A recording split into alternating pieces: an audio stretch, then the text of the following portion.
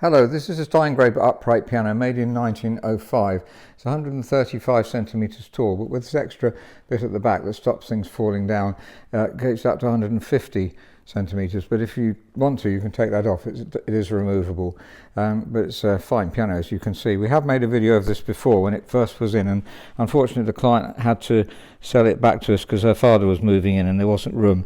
I'm just featuring a few things on it, and the other things are on the other video too, but incredibly low pedals and also sloping downwards, 4.5 centimetres from the floor. That means that there's already 62 centimetres legroom, so if you're tall, then that would be really useful.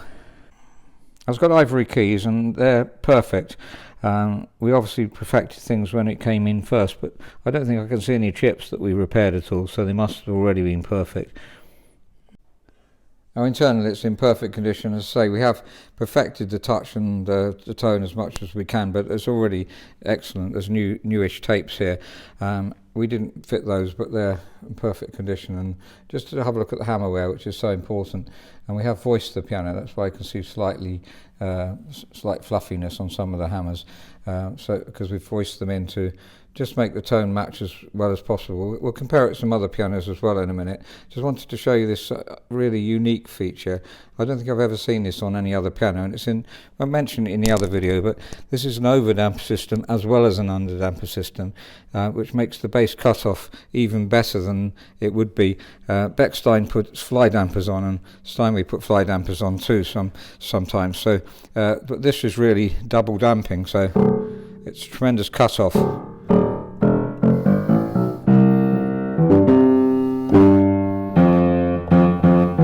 Now, if you're going to put extra damping on like that, you do need to make sure they come off quite late, otherwise you're going to add to the weight. So we've regulated them here as you do with overdampers, just turning them up so they come off as late as possible and still functioning well. So if you look at the damping, it's coming off late, the overdamper and of course the underdamper, which means it's not going to affect the touch too much. So this assessment sheet was done in, as you can see, July 24. I've just added a bit on today, so I put today's date as well, and that was when the piano came back into stock, but it was in storage for a long time waiting in the queue, so it's not been in here for that long, since July. So it's surprising there's such an extraordinary high quality piano. It's hard to sell for what it should be sold for, which is probably double what we are selling it for because of cosmetics, I think, and that's the reason, and I was cautious when I bought the piano in. So fine voice, and today a fine voice and tuned it, checking regulation, and there was a slightly sticky note which has been sorted out. Apart from that, the piano is perfect. Let's compare it with some other pianos and just to appreciate how good it is.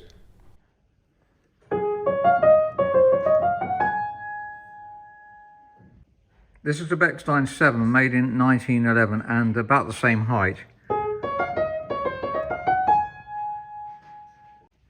And the Gretchen Steinberg made in 1936, 130 centimetres.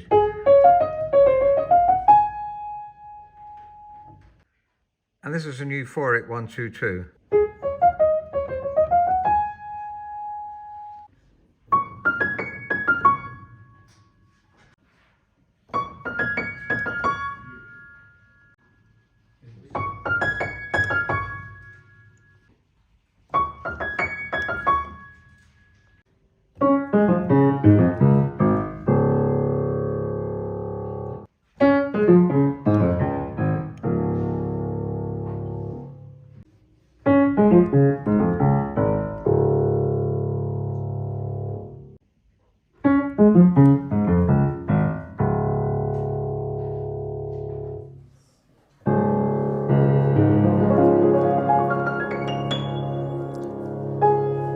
So that's a Steingraeber, 138 centimetres tall, and the extra bit at the top making it up to 150, which can be removed if you want to, and made in about 1905, and it's as good a piano as you possibly get, really. Steingraeber is respected as much as Steinway, Bosendorfer, Bluten, or all the other top makes of piano. There's many other features which I haven't mentioned in this video that on the other video, the original one, we did mention, and work that we've done on it. But the piano's not been that used really, so it has worked like lubrication because it hadn't been used that much, and regulation work as well.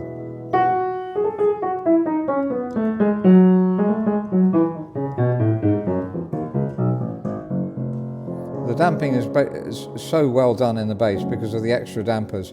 So Steingraeber is a firm that tends to experiment with really top quality work on the pianos. So they really are a special firm. And really the piano is worth an awful lot more than we can list it for. It's cosmetics really. I have to be careful when I buy a piano like this, knowing that the market for this kind of piano isn't as great as the market for let's say a standard looking piano. Nevertheless, if you want the piano, you won't get any better.